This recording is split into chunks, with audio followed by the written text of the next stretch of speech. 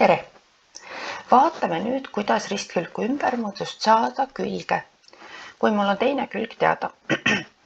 Ehk siis, kui mul on teada, et ümbermõõt on 40 cm ja üks külg on 5 cm, et kui pikk siis teine ristkülgu külg peab siis olema.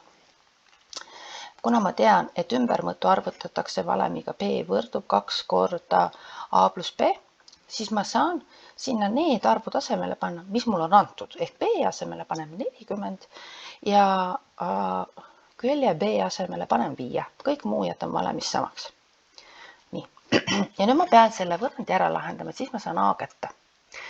Kuna ma näen, et mul see parem pool on korrutatud 2-ga läbi ja vasak pool on paarisarv, siis ma saan selle võrrandi läbi jagada 2-ga. Ma ei hakka sulge avama, vaid ma jagan kohe 2-ga läbi, et sellest 2 seal sulu ees lahti saada. Kui ma 40 jagan 2-ga, saan see 20. Ehk järelikult A pluss 5 peab olema võrdne 20-ga.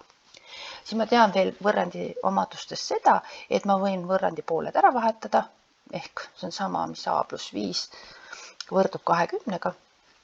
Viin nüüd selle 5 teisele poole, saan, et A võrdub 20 miinus 5 ja see on 15. Ja vastus siis ristkülgu külg on 15 cm.